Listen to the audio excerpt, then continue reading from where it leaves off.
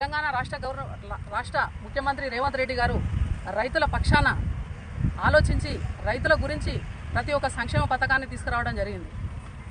అన్నీ మనము ఆల్రెడీ రైతు భరోసా కావచ్చు, రైతు రుణమాఫీ కావచ్చు, సన్నవడ్లకు బోనస్ కావచ్చు. దేశంలో 29 రాష్ట్రాలు ఉంటే ఎక్కడ కూడా ఇవ్వని విధంగా రైతు బోనస్ సన్నవడ్లకు మనకు బోనస్ ఇవ్వడం జరుగుతూ ఉంది. ఇది రైతులందరూ గమనించవలసిందిగా నేను వేడుకుంటున్నాను. ఎందుకంటే ఏ రాష్ట్రంలో కూడా లేదు ఈ పద్ధతి. రైతు బిడ్డగా రైతుల కష్టం ఆలోచించి తీసుకొచ్చిన నిర్ణయం ఇది. రైతు రుణమాఫీ చేసుకున్నాం మనం. 10 ఏళ్ళు కేసీఆర్ గవర్నమెంట్లో ఎన్ని ఇబ్బందులు పడ్డామో తెలుసు. రైతులను ఏమన్నాడు అతను? కేసీఆర్ గారు ఏమన్నారు? వరి వేస్తే ఉరి పెట్టుకునే పరిస్థితి రైతులది, కానీ వరి వేయకూడదు మీరు అని చెప్పిండు. తను మాత్రం 150 ఎకరాల్లో ఫామ్ హౌస్లో 150 ఎకరాల్లో వరి పండించి 4000 క్వింటాలు అమ్ముకున్న పరిస్థితి. అంటే రైతుల గురించి ఎట్లా ఆలోచించడో మనం అర్థం చేసుకోవాలి.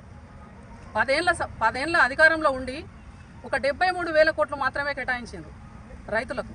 కానీ మన కాంగ్రెస్ ప్రజాప్రభుత్వం రేవంత్ రెడ్డి గారు అధికారంలోకి వచ్చిన తర్వాత 1,50,000 కోట్లను ఈరోజు రైతులకు వెచ్చించిన ఘనత ఒక రేవంత్ రెడ్డి గారికే దక్కుతుంది. కాబట్టి రైతులందరూ రేవంత్ రెడ్డి గారి వెంటే ఉండాలని, రేవంత్ రెడ్డి గారిని ఆశీర్వదించాలని నేను మనస్ఫూర్తిగా కోరుకుంటున్నాను. జై జవాన్, జై కిసాన్.